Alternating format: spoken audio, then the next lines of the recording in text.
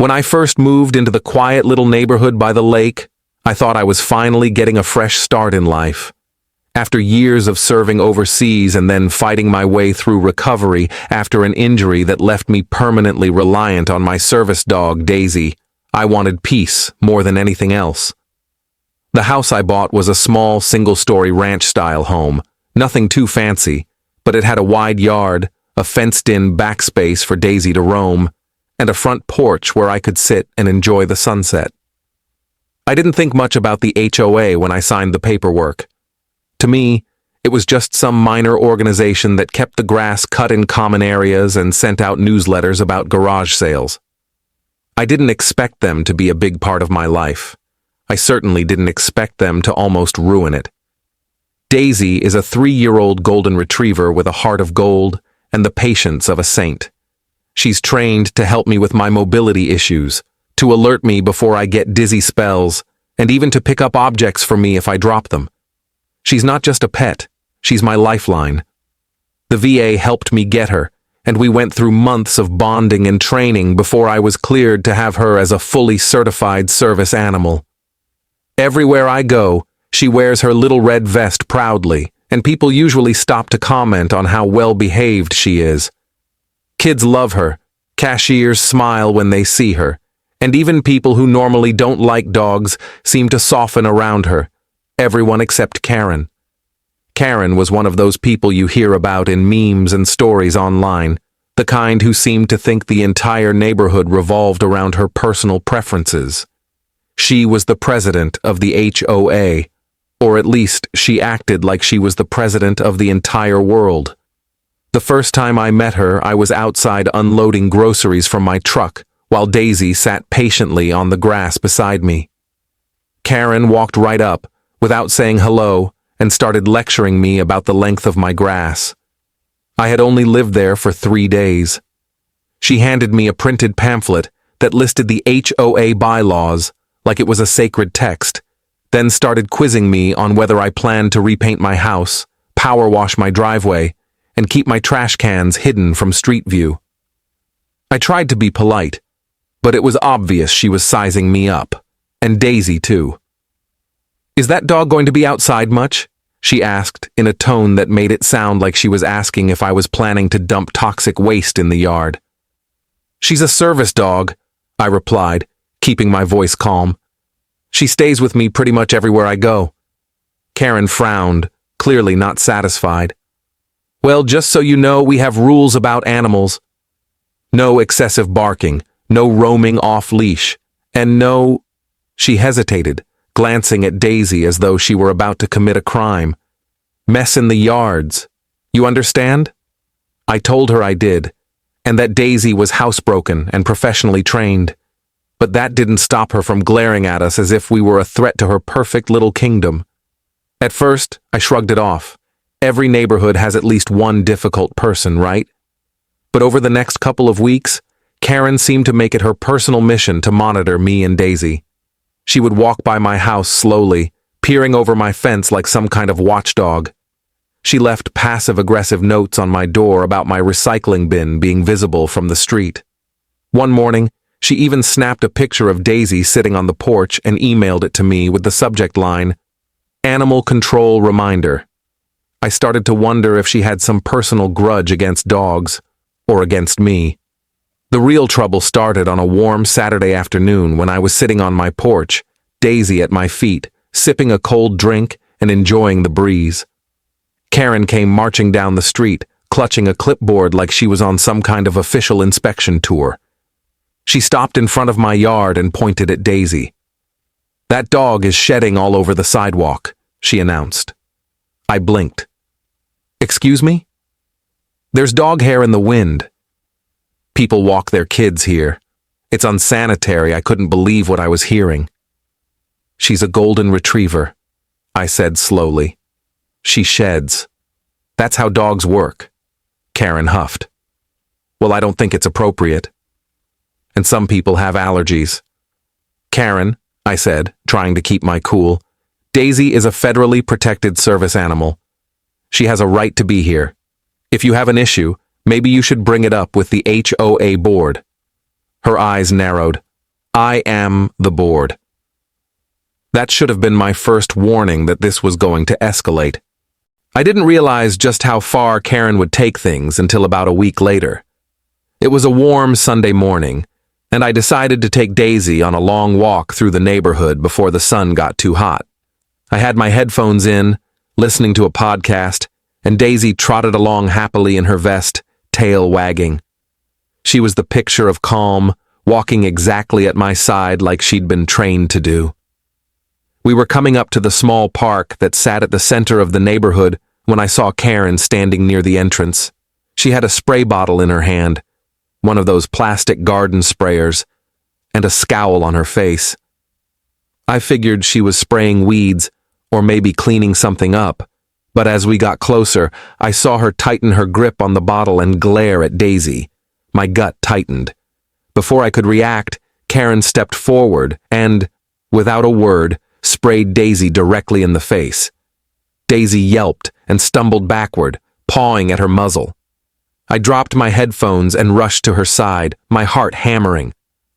"What the hell are you doing?" I shouted. Karen stood there, unapologetic. "I told you," she said coolly. "This dog is a health hazard." I'm spraying her with a pet-safe deterrent. Maybe now she'll stop leaving fur everywhere. I couldn't believe what I was hearing. "You just assaulted a service animal," I roared. "Do you have any idea what you've just done?" "It's not assault if it's just water," Karen snapped back, though I could see a flicker of uncertainty cross her face. I knelt down and checked Daisy.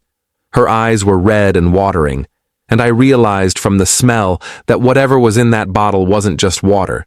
It had a sharp, chemical tang, like vinegar or citrus cleaner, and Daisy was whining softly.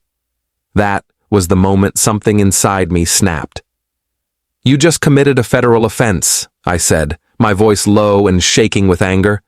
"It is illegal under the Americans with Disabilities Act to interfere with a service dog.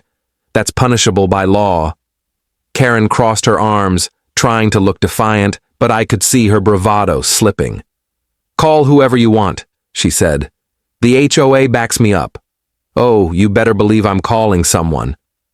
I pulled out my phone and dialed the non-emergency police number, explaining what had just happened. They told me officers were on the way, and I sat down on the grass with Daisy, trying to calm her. My hands were shaking, partly from anger and partly from fear, not for me, but for Daisy. If that spray had harmed her eyes or her nose, she could lose her ability to work, and that would shatter my independence. Within 10 minutes, 2 squad cars rolled up. The officers got out, and I could tell immediately they were taking it seriously.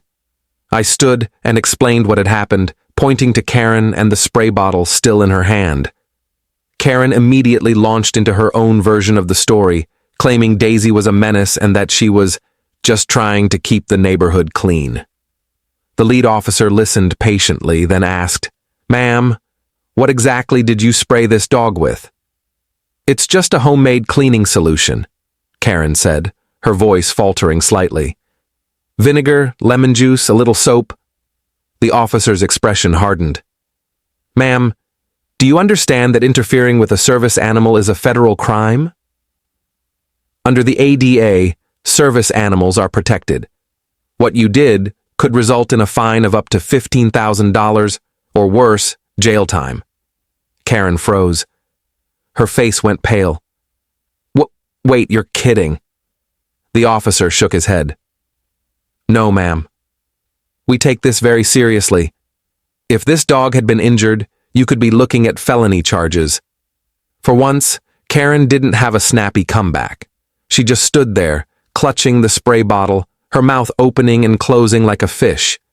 They took statements from both of us, photographed Daisy's face, and even collected the spray bottle as evidence. One of the officers gave me the number for animal control to have Daisy checked by a vet and documented for the report. They also told Karen she could be cited and that the district attorney's office might press charges. When they finally left, Karen looked at me with something between rage and fear.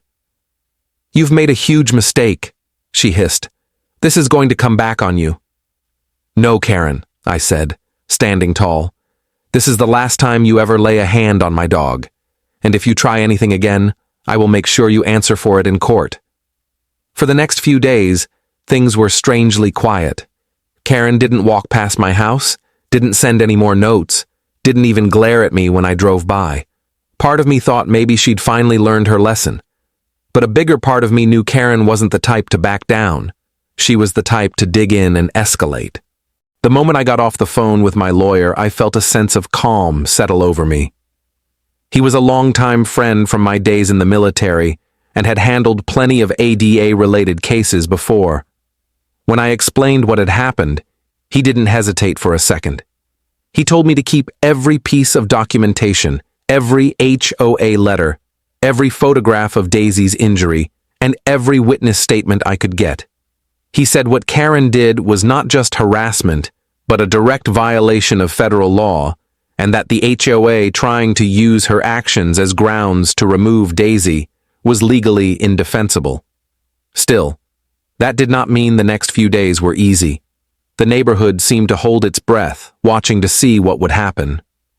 Some of my neighbors were supportive and even came by to tell me they had seen Karen's behavior over the past few weeks and thought she had gone too far. Others avoided eye contact and hurried past my house as though just being seen talking to me would put them on Karen's bad side. It was like living in a small town where everyone knows a scandal is brewing, but no one wants to be the first to say anything. The HOA hearing was scheduled for a Thursday evening at the community center. I put on a clean button-down shirt, brushed Daisy, and clipped her service vest on. She was back to her cheerful self by then, thank God, but I still felt protective of her. My lawyer arrived 10 minutes early and shook my hand before we walked inside together. The room was set up with a long folding table at the front where the HOA board sat like some kind of tribunal. Karen was at the center, of course, with her clipboard and a smug little smile that made my blood pressure rise. I took a seat in the front row with Daisy lying quietly at my feet. When the hearing began, Karen wasted no time. She stood up and launched into a speech about neighborhood standards, health and safety, and the rights of all residents to a clean environment. She painted Daisy as an uncontrollable animal that shed everywhere, barked at night, and scared children. Not a single one of those claims was true, and I could feel the tension in the room as she went on, clearly enjoying the sound of her own voice. When it was finally my turn to speak, my lawyer stood and calmly laid out the facts. He started with Daisy's certification paperwork, then presented photos of the injuries she had sustained from Karen's spray. He handed over a copy of the police report and explained to the board, in no uncertain terms, that interfering with a service animal is a federal crime, punishable by significant fines and possible jail time. He also reminded them that any attempt by the HOA to force me to remove Daisy would be a direct violation of the Americans with Disabilities Act, which could open them up to a federal lawsuit. You could have heard a pin drop in that room. Karen's face went from smug to pale in a matter of seconds. She tried to interrupt, but my lawyer was not having it. He kept his tone professional and calm, but there was steel in his voice. He told them that if any further harassment occurred, we would not hesitate to file suit for damages, including emotional distress and legal fees. When he finished, I stood up and spoke from the heart. I told the board about my military service, about the injury that left me struggling to live independently, and about how Daisy had given me my life back. I explained how deeply it had hurt me to see someone try to harm her simply because they didn't like the idea of a dog living in their perfect neighborhood. I told them I was not looking for a fight, but I would not be bullied into giving up my rights or allowing anyone to mistreat my dog ever again. There was a long silence after I finished. Then, one of the other board members, an older man who looked like he had been on the HOA forever, cleared his throat and said that they would be dropping the complaint immediately. He also said that the board would be reviewing Karen's conduct as HOA president because it was clear that she had overstepped her authority. Karen's head snapped toward him like she had been slapped. She started to protest, but the rest of the board members were nodding. One of them even said that several neighbors had submitted statements saying Daisy was a well-behaved dog and that Karen had been harassing me since the day I moved in. By the time the hearing ended, it was obvious that Karen's power was slipping. She stormed out of the room without looking at me, and for the first time since moving into the neighborhood, I felt like maybe things were going to get better. That feeling did not last long. 2 days later, I woke up to find someone had thrown a bag of dog poop onto my porch. There was a note attached telling me to leave before things get worse. It wasn't signed, but I didn't need to be a detective to figure out who had done it. My lawyer told me to call the police again, and they came out to take a report, but without proof, there wasn't much they could do. Instead of scaring me, though, it only made me more determined. I started installing security cameras around my property, making sure every corner of my yard was covered. If Karen or anyone else tried anything again, I would have proof. It turned out I would not have to wait long. One night, about a week later, the cameras caught exactly what I had been expecting. Karen was creeping across my front yard, spraying something on my grass. The next morning, the patches where she had sprayed were turning brown. She was poisoning my lawn in the middle of the night. This time, when I called the police, I had video evidence. They came, reviewed the footage, and told me this was criminal vandalism. When they knocked on Karen's door, I watched from my porch as she tried to argue with them, but they ended up writing her a citation and warning her that if she set foot on my property again, she would be arrested for trespassing. I thought that might finally be the end of it, but I underestimated just how stubborn Karen could be. After the police issued that citation, I hoped Karen would finally take the hint and leave me alone, but she did the exact opposite. If anything, it seemed to fuel her obsession with trying to make me and Daisy miserable. For the next few days, I noticed her walking by my house slowly, staring at my cameras as if daring me to catch her again. Sometimes she would stand at the edge of my driveway with her phone out, pretending to take pictures of cracks in the sidewalk or weeds in the yard. It was clear she was looking for anything she could use to file another complaint. The neighbors started to notice too. One afternoon, my next-door neighbor, a kind older woman named Mrs. Thompson, came over with a plate of cookies and told me that Karen had been knocking on doors asking people to sign a petition to have me removed from the neighborhood. According to Mrs. Thompson, most people refused, but a few signed just to avoid Karen's wrath. It was ridiculous. I had paid for my home fair and square, followed every HOA rule except the ones Karen invented in her head, and now she was trying to turn the entire community against me. Instead of panicking, I decided to take action.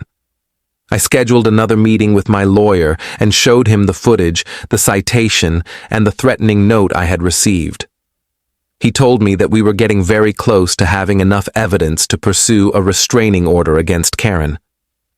The idea of being able to legally bar her from coming near me or Daisy was appealing, but my lawyer advised that we be patient and let her dig her own hole a little deeper.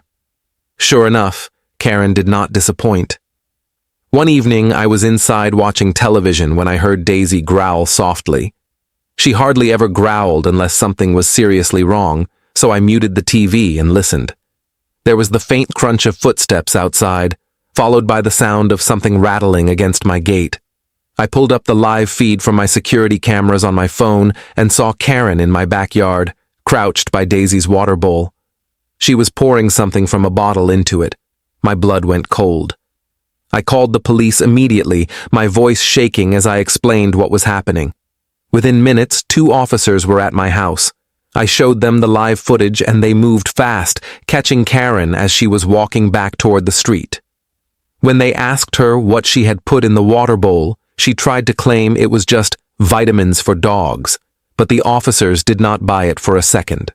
They took the bowl as evidence and detained her while animal control was called to test the substance. The results came back later that night. Whatever she had put in Daisy's water was not vitamins. It was antifreeze. I had to sit down when I heard that. Antifreeze is deadly to dogs even in small amounts. If Daisy had drunk from that bowl before I caught Karen, she would have been dead within hours. The police told me that this was no longer just harassment or vandalism. This was attempted animal cruelty, which, in my state, is a serious criminal charge. Karen was arrested that night. I watched from my porch as they put her in handcuffs and read her rights. She kept shouting that this was all a misunderstanding, that she was just trying to clean the dog's bowl, but the officers ignored her. Seeing her finally face consequences gave me a strange mix of relief and sadness. Relief because Daisy was safe and Karen could not hurt her anymore. Sadness because it should never have come to this. The arrest made waves in the neighborhood. People who had been silent before started coming to me, apologizing for not standing up sooner. A few even offered to testify on my behalf if it came to a trial. Mrs. Thompson told me that Karen had been running the HOA like a personal dictatorship for years, bullying people into repainting their homes, fining them for minor infractions, and generally making everyone's lives miserable. Some neighbors admitted that they had been too scared to fight back, but seeing her taken away in handcuffs had given them courage. The HOA board called an emergency meeting the next week and voted to remove Karen from her position as president. I did not attend the meeting myself, but I heard from multiple people that the vote was nearly unanimous. By the end of the month, a new board had been elected, and one of the first things they did was send me a written apology for the way the situation had been handled. They also announced that they would be implementing new checks and balances so that no single board member could ever abuse their authority the way Karen had. Even with Karen gone, the case was not over. The district attorney decided to press charges, and I was called to testify.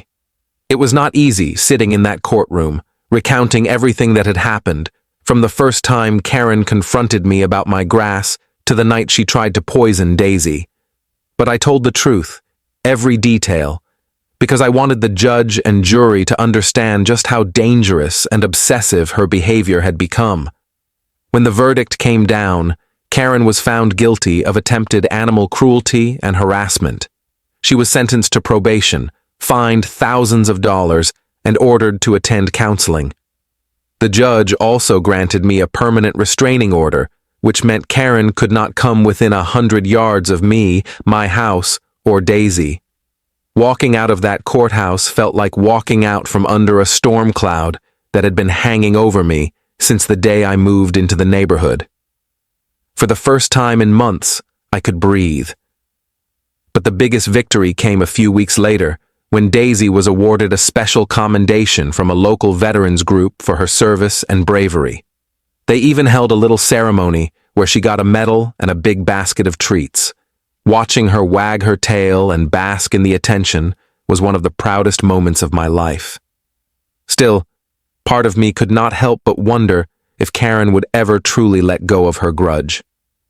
Life after Karen's arrest and conviction felt almost like stepping into an entirely new neighborhood. For months, I had lived with a constant knot of tension in my chest, always wondering what she would do next, always keeping one eye on Daisy and another on the security cameras. Now, there was peace. True, quiet, undisturbed peace. Daisy seemed to sense the change too. She had been a little more alert after the incident, sometimes barking when she heard footsteps outside. But once the weeks passed without incident, she went back to her usual calm, tail-wagging self. I spent more time outside, letting Daisy play in the yard without worrying someone was watching us. For the first time since moving in, I joined the neighbors for a weekend barbecue at the park.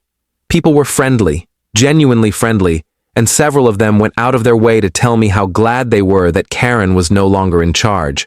One man even joked that it was like the neighborhood had been liberated. The new HOA board invited me to join one of their meetings, not as a defendant this time, but as a neighbor whose input they genuinely wanted. They asked me about ways to make the neighborhood safer and more welcoming. I suggested adding security lights near the park and putting together a community watch group so that no one would ever feel unsafe the way I had. To my surprise, they loved the idea and asked me to help lead it.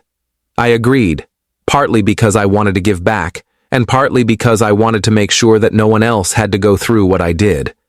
It felt good to take something painful and turn it into something positive. We started holding monthly meetings, teaching people about their rights and reminding them that HOAs were supposed to serve the community, not control it. Meanwhile, Daisy and I started going on longer walks again, not just around the neighborhood but to nearby hiking trails. She loved being out in the fresh air, nose twitching as she sniffed everything in sight. The vet had checked her thoroughly after the antifreeze incident and confirmed she had no lasting damage, which was a miracle in itself. Every time I watched her run through the grass, I felt a wave of gratitude. One afternoon, I was sitting on my porch with a cup of coffee when a car I did not recognize pulled up in front of my house. My first instinct was to tense up, but when the door opened, I saw a woman step out who looked nothing like Karen. She was younger, wearing business clothes and carrying a clipboard. She introduced herself as the new HOA president. She said she wanted to personally apologize for everything that had happened under the previous leadership and assured me that the board had instituted a new set of policies to prevent abuse of power.